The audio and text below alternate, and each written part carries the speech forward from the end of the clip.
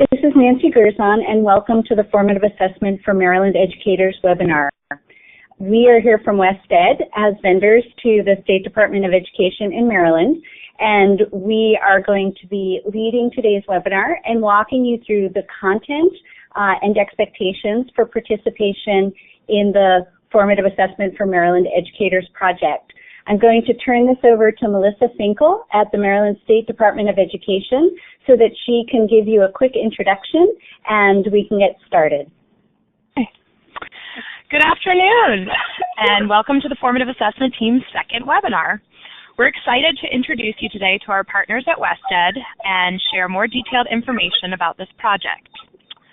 For those of you who did not join us on February 11th, Formative Assessment for Maryland Educators, or FAME, is a blended professional development program designed to guide you through the formative assessment process and deepen its implementation in your classroom, your school, your district, and across the state of Maryland. Today's webinar will discuss our projected timeline of activities, the design of the online learning modules, strategies to support teacher dialogue and teacher teams in the PLC environment, approaches to support school leadership teams, expectations for pilot teachers and teams, and we will also address specific details and have time for a Q&A at the end. So really quickly, let me introduce you to our team.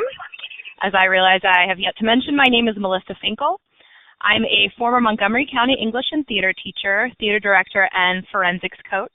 I have a background in communications and policy, and I can provide content-specific assistance on secondary English, social studies, fine arts, and teacher principal evaluations. I also love technology and can consult on BYOD and integrating tech into the classroom. Melissa Schropp is our project manager. Her career started in the Baltimore City school system where she taught 4th and 5th grade.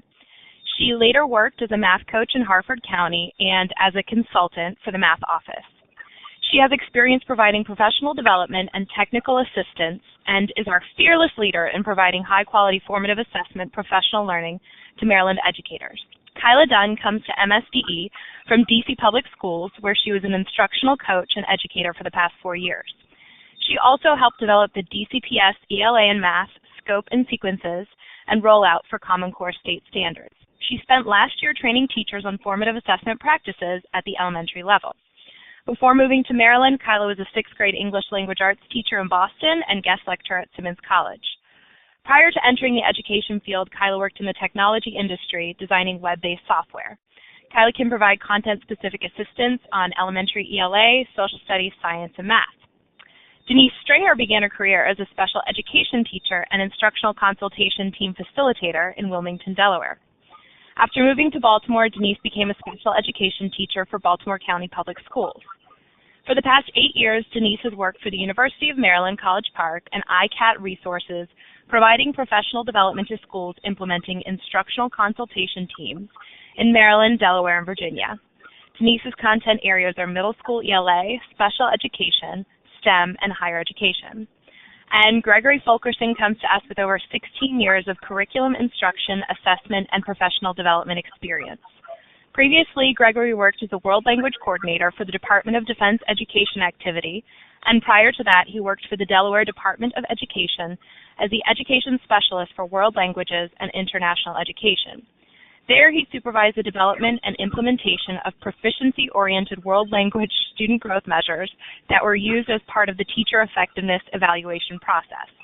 Gregory was a part of a number of other Race to the Top projects in which he collaborated with other DOE specialists.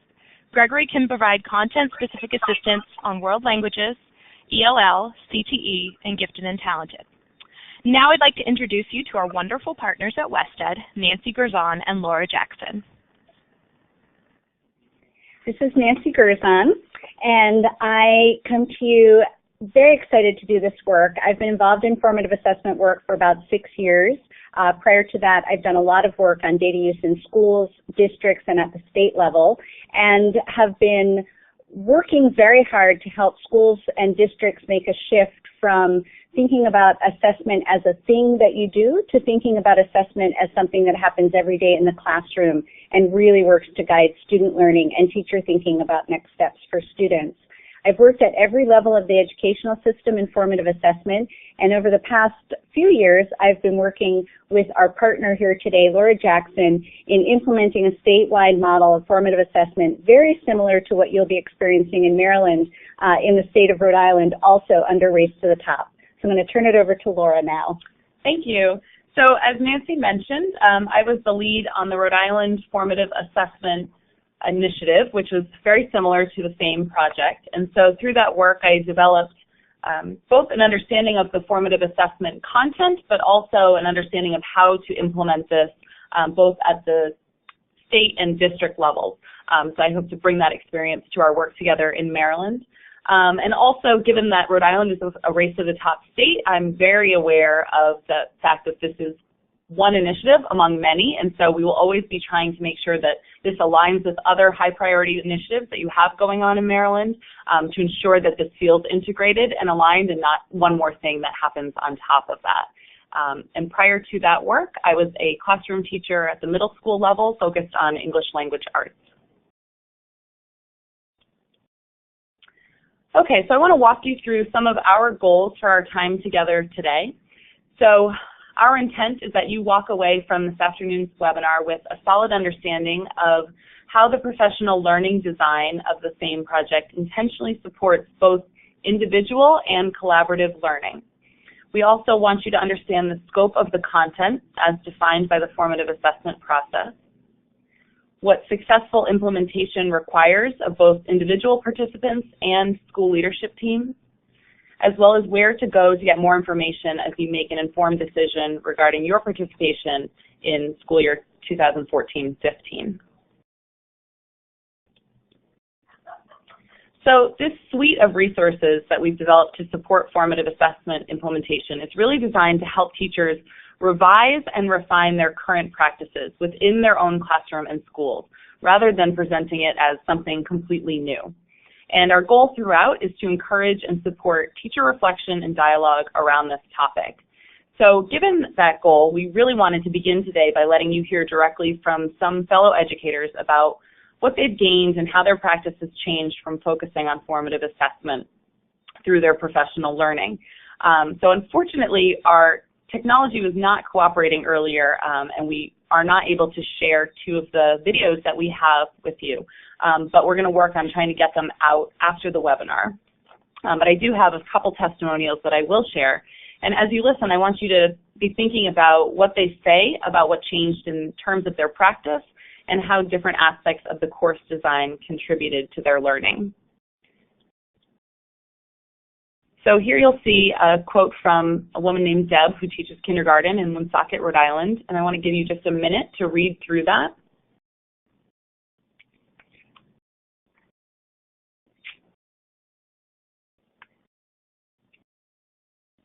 So hopefully you'll notice that this teacher identifies what we believe is one of the most powerful aspects of good formative assessment practice, which is the ability to know where each child is and how to move them forward. This second quote comes to us from Kathy, who's a curriculum and assessment coordinator in Jamestown, Rhode Island, who said that viewing the first two modules this year ensured that all faculty received a consistent message. The community of practice meetings provided them time to dive deeper into the big ideas, learning progressions, and success criteria, and she felt that the unit plan template was excellent.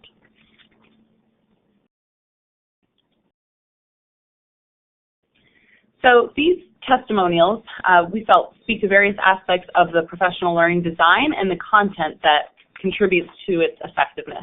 So when you see the video, you'll hear Jennifer and Reka talking about being able to generate meaningful data that they could actually use to target their work with students and make better use of their instructional time.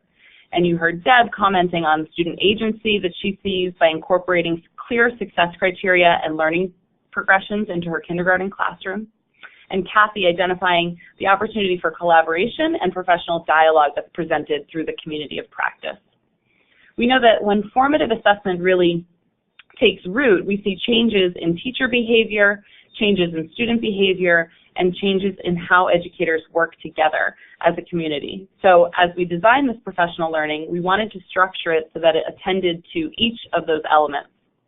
So to that end, there's 5 design features, each of which contributes to supporting teachers in modifying their current practices and adopting new approaches for classroom instruction and assessment.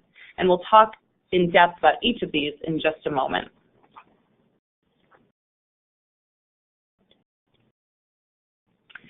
We believe this multi-pronged approach leads to the deepest and most meaningful change in classroom instruction. So on this slide, we've listed some of the outcomes of this professional learning program. We know that to do formative assessment well, teachers need new ways of planning lessons and dramatically new ways of involving students in the work of the classroom.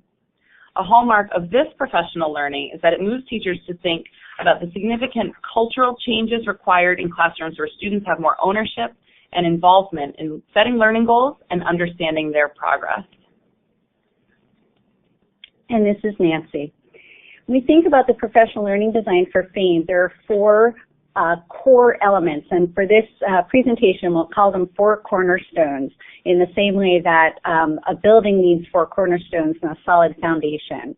The first of these cornerstones is the self-study online modules. In these modules, there are 5 specific modules, and each module is designed to be taken by or participated by teachers individually and independently in order to learn the foundational formative assessment content. These self-paced modules are organized to ensure that teachers have multiple ways of learning through such things as reading, comprehension checks, self-assessment, direct instruction, and an extensive selection of video exemplars. Each of the 5 modules is designed around a key formative assessment concept, which we'll talk in much more depth about later in this webinar. And the goal is that through the series of modules, that teachers have independent learning time where they have an opportunity to engage deeply with some important content around formative assessment and experience and develop an understanding of what are pictures of practice in formative assessment experiences. The second cornerstone of the professional learning design is application activities. Application activities, we know, are essential to move from that independent practice to actually applying it to what you do in the classroom. And this is the purpose of application activities. They're assigned throughout the modules and structured specifically at the end of each module to organize teachers to apply some important element of content from the earlier segment. Application activities, for example, include revising upcoming lesson plans to use key formative assessment strategies, developing a learning progression based on an existing Common Core standard or unit a teacher is teaching, practicing a certain type of feedback, or offering an opportunity to structure student self-assessment on a recent assessment. These application activities are nearly all designed to enhance current practice by integrating the application into the teacher's learning environment. The third cornerstone of the professional learning design is a community of practice model. This community of practice is similar to a professional learning community design where teachers meet and have opportunities for reflection, peer review, and collaborative planning of new classroom formative assessment strategies. We know from experience in the Rhode Island project that the combination of the self-paced modules and the community of practice reflection where teachers get to meet in like teams, so teachers who either share content or share students, gives teachers a sense of grounding in this work and gives them an opportunity to work through challenges and issues that they may have in terms of applying the content that they're learning. The community of practice design is set up to provide a structured agenda, and each school provides facilitators for the different community of practice groups. There are 5 community of practice sessions, one which follows each one of the modules, and it offers an opportunity to extend the dialogue activity, the extension application activities that we talked about earlier, and let teachers have dialogue about those activities and extend their practice further. one of the things that we saw that was essential in the community of practice model was that it extended the conversation beyond just one classroom through multiple classrooms and allowed teachers to look at issues of alignment, especially around other race to the top implementation issues related to how does this align with benchmark assessments that we're doing? How does this align with Common Core standards? What are some of the things that we should be thinking of as we organize around our assessment planning? We want to stress how important this aspect of the design is because it serves as the piece that moves from practice at an individual level to practice at the school community level. And we believe that formative assessment is a practice that, when done well, needs to be done across classrooms and become enculturated in the school environment. The fourth cornerstone to the professional learning design is structured and intentional leadership support. We know that leaders need to know about formative assessment in order to do this work well at the school level. We also know that in the current educational climate, it's hard for leaders to take on one more thing. But in our experience over the years, in sites that have implemented formative assessment successfully, leaders have been involved, both administrative leaders, principals and assistant principals, academic coaches, curriculum developers, and teacher leaders have been involved in each level, working to model these practices, integrating this work into the school experience, and offering teachers feedback on their emerging practice. We know, for example, that schools that use the opportunity for this course as a building-wide professional learning goal and have many teachers participating simultaneously see much stronger implementation and better opportunities for teachers' emerging practices to be discussed publicly, explored, and celebrated together. And we know that leaders who are involved in the community of practice dialogue also have opportunities to really deepen and extend and model the work that teachers are doing as they learn these new practices and working with students. In the FAME model, Maryland is offering two day leadership institutes this summer that will be taking place regionally, and we'll give dates for that in just a minute. And we believe this is an incredibly important component to preparing principals and other school leaders to implement the online course successfully and to implement and understand the community of practice model prior to implementation. In addition to the two-day sessions in the summer, FAME is also providing online support that will take place through the first 4 months of project implementation through the fall for leaders throughout the state. And so we'll develop those online programs so that you can communicate both within your district, within your county, within your region, and across the state to learn what others are doing in successful implementation. And I'm very pleased that Maryland is offering this component because we know it's important, and yet it is not done in many implementation processes. Finally, the central column of support, one that integrates through all of the others, is the work that the Maryland State Department of Education is doing, and it is a key feature of this year's support. Maryland has, as you heard Melissa Finkel mention earlier, Maryland has 5 lead educators, the 2 Melissas we call them, Gregory and Kyla and Denise, and they are collectively willing and able and ready to go out into schools and work on helping support the implementation process. The place where they have tremendous potential for impact in this coming year is working in the area of content development. The online course that we've offered is neutral to content. There wasn't a way for us to do a general formative assessment course that was very specific in content.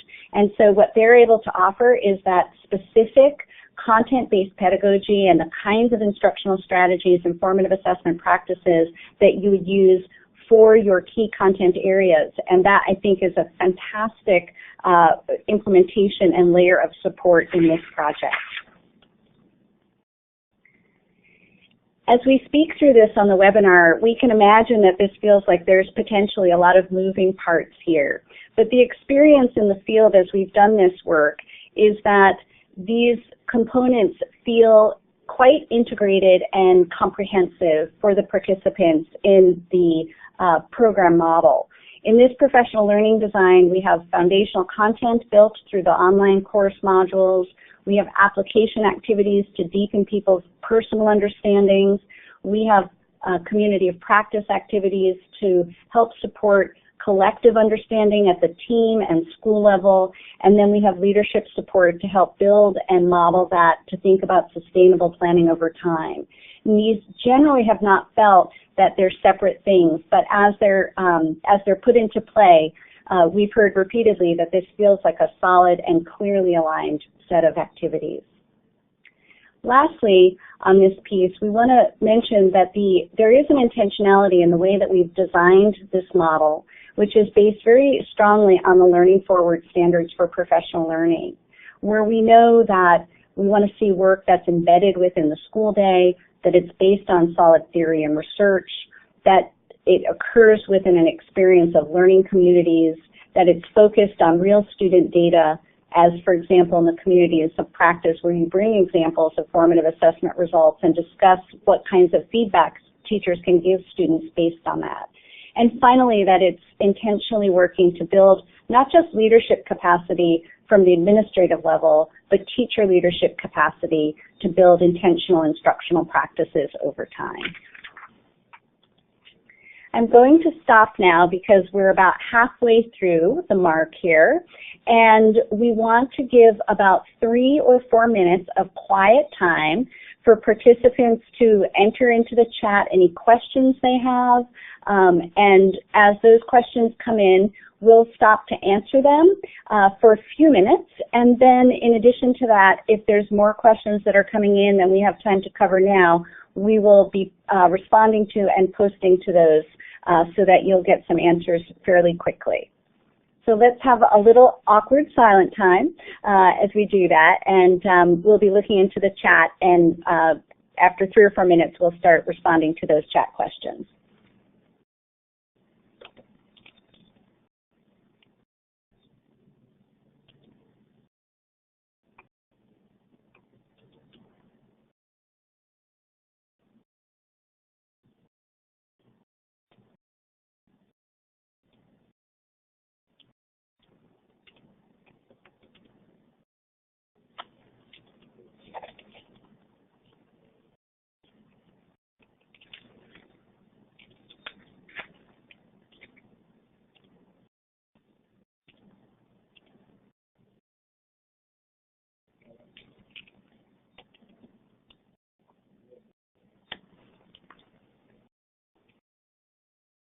We'll give folks another minute to collect their thoughts and see if they have questions. I don't want to cut anyone off who's in the middle of writing.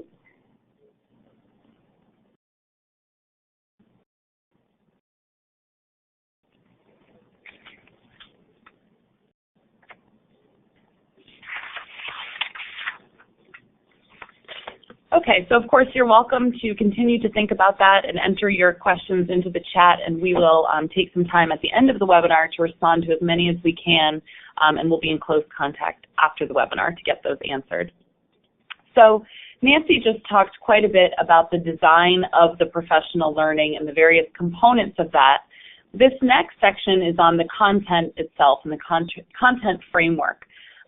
Formative assessment is such a large body of content, and there's so much out there that we needed a framework for organizing it and drawing some boundaries about what would and would not be addressed in the online modules and in this course. So we use the definition from the Council of Chief State School Officers that defines formative assessment as a process. We understand that many of you are becoming quite familiar with that definition of formative assessment, and you will certainly spend more time thinking about that and digging into it in the course. But we also like and are informed by Margaret Heritage's definition, which you see on the slide, which defines formative assessment as a continuous process of teaching and learning that helps teachers and students use feedback to better meet learning goals. And we've highlighted some key words, very similar to the CCSSO definition. We focus on the fact that it's a process, that this is something that involves both teachers and students, and that feedback is really central to this framework or this way of thinking about formative assessment. So you'll see from the graphic that the content framework aligns very closely with the formative assessment process. So it begins with foundations in defining this process and how we're using that term in Maryland, and then takes us through planning for formative assessment, which is a step that's often overlooked, going into how you elicit evidence from students and how you use that evidence that you collect, involving students in the assessment process through feedback, through self and peer assessment, and finally about changing the culture of classrooms so that teachers and students can work more effectively together to move instruction and learning forward. So in the next couple slides, we're going to outline some examples from the online course content so you can see how this framework plays out in the course.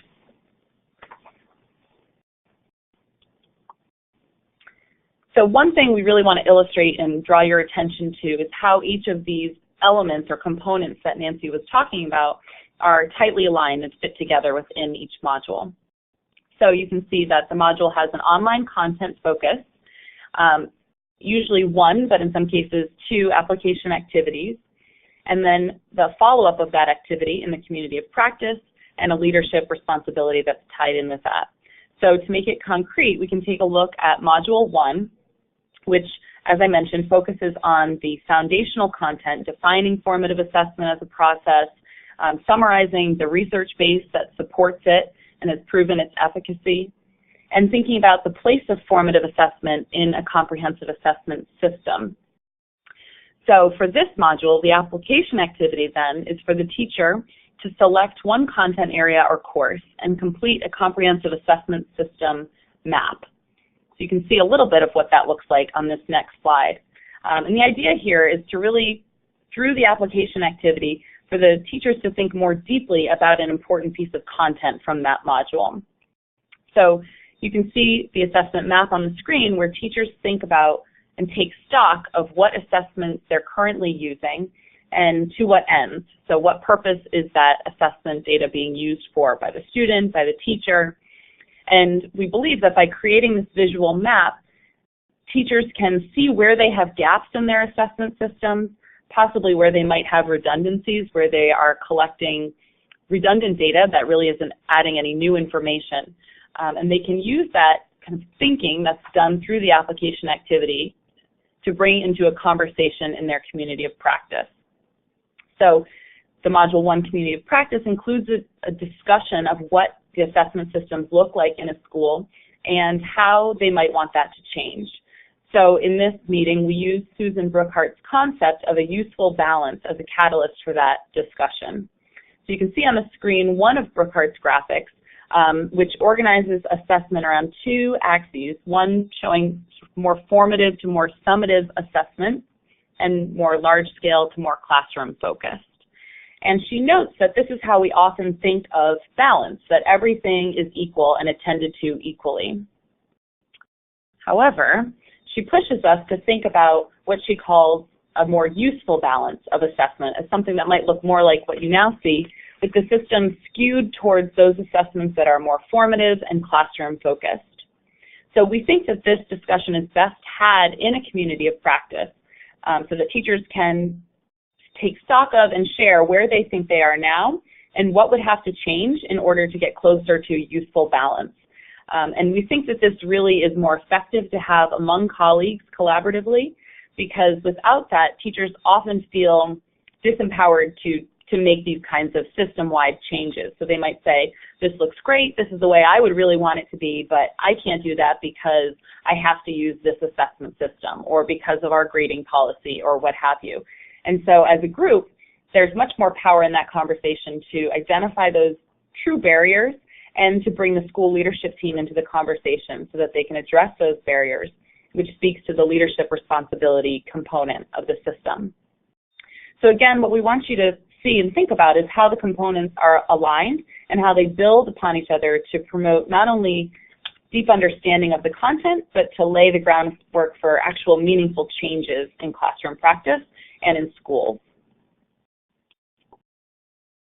So I won't go as deeply on each of them, but in Module 2, for example, you can see that the focus is on planning for classroom assessment, which I said is sometimes overlooked, but in this course, we're thinking about some key planning elements, such as big ideas and learning goals, success criteria, and learning progressions. And then for that module, the application activity would be to revise an upcoming unit plan that incorporates those formative assessment planning elements and bring that to your community of practice. In Module 3, which focuses on eliciting and using formative data, the focus is really on incorporating formative assessment into your classroom routines. Oftentimes, we think about formative assessment as amassing a whole lot of new strategies, and energy can get focused on fun, novel, engaging ways of collecting the data, but then there's no time and energy for actually using that data, which is what makes this so powerful and what actually changes instruction and furthers learning. So in our course, though there is some attention paid to new strategies, we also really focus on how you can incorporate formative assessment into your existing classroom routines. And then that critical second piece, which is doing something with the data. So how do you manage it, how do you interpret it, and then how do you use it to adjust instruction? Module 4 focuses on engaging students to take next steps in their learning. So in this module, we talk about building a collaborative culture that allows students to do much more peer and self-assessment, and I would say much deeper and richer peer and self-assessment than perhaps they've experienced in the past, and on how the teacher can provide descriptive feedback.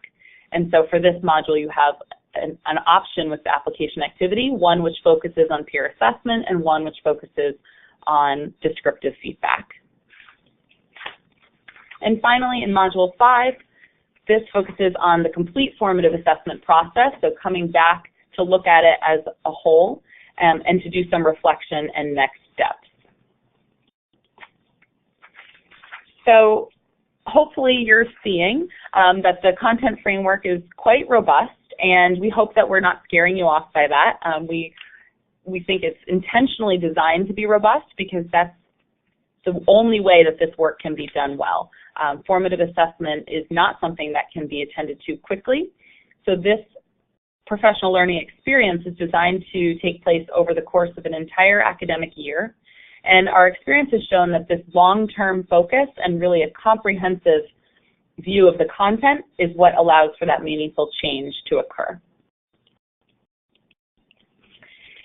In the next few slides, I'm going to be talking to you about what we've learned around successful implementation. So folks from different role groups in schools and districts, what are we seeing in terms of how they engage with this in order to end up in a successful implementation? And by successful implementation, we mean that teachers in a team or across a school are changing instructional practice to incorporate classroom formative assessment on an ongoing basis, and that students are more engaged in their learning goals and can articulate what their next steps are in learning and understand, as teachers do, the evidence for that. So in places where we're seeing that successful implementation, we see that there is a spirit of continuous improvement amongst teachers, that they understand that teaching is incredibly hard and that we are needing to constantly learn if we're going to be able to reach all students.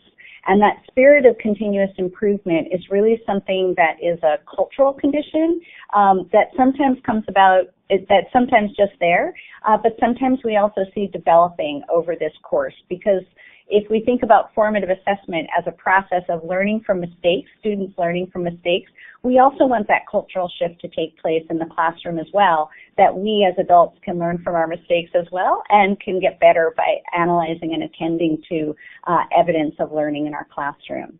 We see that teachers are involved with completing the full online coursework, that they complete the readings that are within the modules and also the application activities at the end of each learning segment, and that they actively participate in the community of practice. These teams, teacher teams, and one thing we haven't mentioned that we'll say is that this work typically takes place with teacher teams, right? It's not a program that's designed for individual teachers to do alone. And so with teacher teams, the goal is that there's shared knowledge and understanding as they move through the course towards successful implementation. The community of practice, as we mentioned, has facilitators who are from the school itself. It's a fairly light lift for facilitation because all of the work and pre-planning is mostly done. Each community of practice comes with a planned agenda and a facilitation guide. But we do hear from community of practice facilitators who feel that they've been able to successfully implement and change practice, that they're consistent with their meeting times, that they complete the necessary preparation work, so that might mean going out and checking in with teachers and making sure they've done the application activities, that folks have the agendas in advance, and if there's any additional reading or material, that people have that well in advance to participate. And that the facilitation of the community of practice meetings is done in a space of honest reflection and dialogue, where we're digging into our practices and sharing what's working and what's not working in order to do that. The combination of the module learning and the community of practice for participants is about 3 to 4 hours online for each of the courses, and then 90 minutes for each community of practice module. In addition, the facilitators generally do 1 to 2 hours of prep before the community of practice meetings. Who should be a community of practice facilitator is really up to the school leadership team to decide. These can be teachers or teacher leaders, academic coaches, curriculum directors, district folks sometimes have done it, assistant principals, sometimes even principals. In any case, those folks are organized and they enjoy working with adults at this level and helping support their learning. We've seen some very successful implementation practices where leadership teams go to new teacher leaders coming in who are just kind of coming up through the ranks and looking for a new activity that they can do to demonstrate new leadership skills, and this is a great opportunity for that. And so we see that being about building capacity as well as actually doing the task. Finally, as we think about and hear from school leaders who are successfully implementing this work, we know that they spend some time gaining familiarity with the content. We don't necessarily expect them to take the full online course, but there are other ways to become familiar with that content, participating in some of the readings, talking to the teachers, etc. We know that they identify and reinforce the connections to other work, and they very importantly identify that this is not one more thing, but this is deeply connected to their vision of good instruction, and that it's a way to help build instructional practices and common instructional practices so that both teachers and students have more consistent experiences in classrooms. And leaders also work on addressing and monitoring barriers to successful implementation. Okay, so you just heard quite a bit about all of the components and the content, and so we just want to take a minute to get more specific and show you what this might look like over the course of a year. So what we have for you is a high-level look at the timeline for participants first, and we'll get to leaders on the next slide. So you'll see that this spring, through the months of April and May, we'll be hosting orientation webinars. So the dates and times have been identified for that, and we can share some more information about the topics. But we expect that participants who are interested in this initiative will join us for those webinars to get a little deeper into the content and to get a better sense for what to expect from the program. And then for participants, the modules will launch in September. And we do describe them as self-paced because you will likely be going through the online content individually. And so what that means is you can attend to that that module content at any point during that month. So while we certainly want this to be done by a teacher team, some may choose to do it all in one sitting, for example, and carve out a chunk of time where they can do all of the module content at once. Others may find that it works better for them to do one lesson per week, and so the content is adaptable in that way. But the idea is that you would finish that module in the month of September so that at some point during the month of October, you could have your Module 1 community of practice. So at that point, everyone involved in that community of practice has gone through the online content, and they are able to come to that meeting prepared and ready to have that conversation and dig into the content. If you follow that every other month approach, you will finish the module content online in May and have your final community of practice meeting in June. So somewhat similar look, the timeline for leaders. We're expecting that leaders would also participate in the spring orientation webinars. And then, as Nancy mentioned earlier, we will be hosting 2-day summer leadership institutes for leadership teams, and we'll be sharing more information and details about that soon. Then, of course, like I mentioned, the modules will launch for participants in September, and members of leadership teams can go through that online content, but they may not go through it fully. However, it is expected that they will participate in fall leadership follow-up sessions where leaders from around the state are coming together in an online environment, sharing their experiences, serving as supports for each other as they support their teachers going through the course. So that fall leadership session will happen through December, and then the expectation is that leaders will continue to support their teachers going through the coursework through June. All right, and I'm just going to sum up a few of the benefits of participating this year as opposed to next year. One of the main benefits is that you will have our fabulous MSDE support team supporting your schools throughout the process. We will be able to come to your schools, assist in your communities of practice, provide any additional support needed for the 2014-15 school year. And Fountaindale Elementary is actually one of those schools where targeted formative assessment is already happening, and we'll talk about that in just a moment. And we just want to reiterate that the goal of FAME, or Formative Assessment for Maryland Educators, is not just to change the practice in your classroom, but to create sustainable change statewide. We know that great things are already happening across the state, and we've been lucky enough to witness a lot of this firsthand through site visits and through you inviting us into your classrooms. We hope to deepen formative assessment practice, help improve school culture by having everybody work together on these communities of practice, and assist in tying together improved assessment practices with new standards, SLOs, evaluations, and technology. And we wanted to tell you a little bit about what Fountaindale Elementary has been doing in Washington County. They have been utilizing targeted formative assessment support, and in speaking to some of their teachers, they revealed that they used to think that they had to control assessments, but now they know that students must have input in creating those assessments.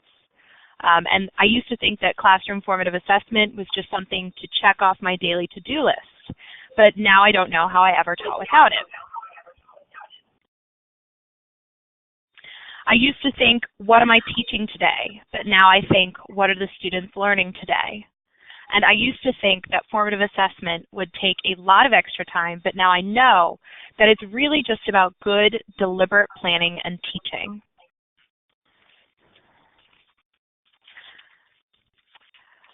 So what are the next steps? Well, we will be sending a follow-up email this week, hopefully by Friday, with a brief description of FAME with timelines and dates so that you can share with your colleagues and help inform your decision making.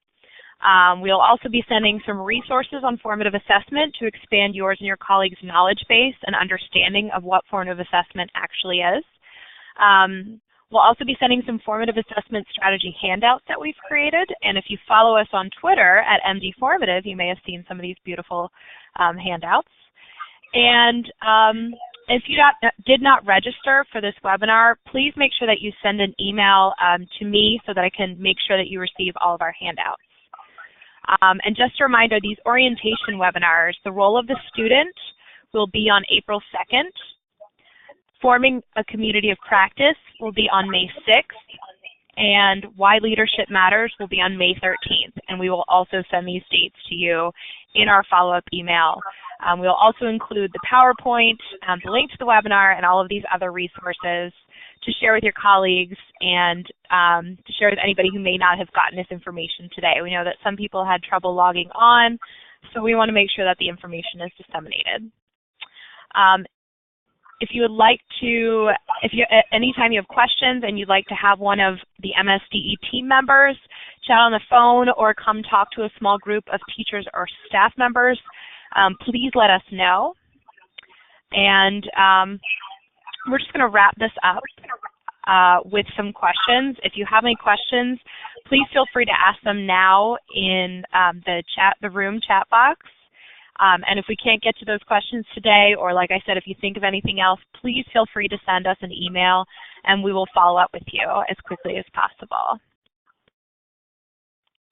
So I would like to just open it up to questions if you have any. I do see a couple people chatting, or typing rather, so we'll wait for those to come in.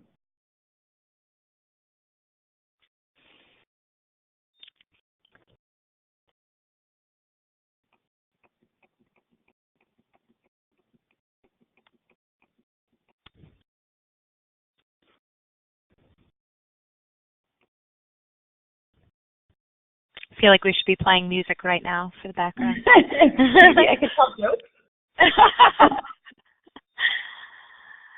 I always joke that if there aren't questions, I think it's just because we were so clear. We answered everyone's question. We have a question. Okay, here we go. The modules available. Yeah, you can take this, Denise. The modules are not available at the moment. We wanted to go through this year guiding people and assisting them with their communities of practice to make sure that we had implementation done right the first time. We wanted to make sure that we could provide the support needed so that this rollout goes smoothly and so that it is even throughout the state. We will be offering support throughout the entire state. Our team members will be traveling all over the state for the next year, so we wanted to have this first year really to support you as you need us. I would add to that, this is Nancy, that one of the things we learned in the Rhode Island implementation of the same professional learning design was that facilitators felt quite comfortable with facilitating the community of practice with going into it with the same knowledge from the modules that the participants had. The community of practice materials do provide some extra resources and readings that facilitators can engage with if they want to prepare more for that particular session. But it really is kind of a peer exchange and not an expert-led conversation. So the facilitators are not necessarily expected to know more than someone else, but to be able to lead a discussion about what they've learned so far and how that fits in with their school practice and their instructional strategies. And this summer, the support that will be offered, or the leadership trainings that we're offering this summer, will give a sort of a chance to look at those. And I'm sure if people wanted to speed through all the modules just so they could look ahead, they would be able to. Would not probably be the most fun that they've ever had going through all of the modules at once, but I'm sure it would be possible if that was what they really wanted to do.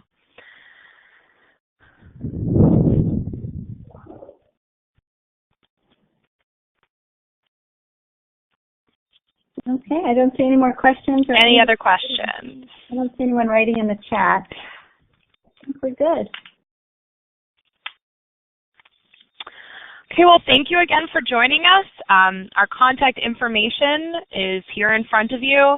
Like I said before, if you would like to get the information and you did not register for the webinar, please send me an email, Melissa Finkel. I'm in a little purple chat bubble, and I will make sure that you get all the information this week. Thank you for joining us.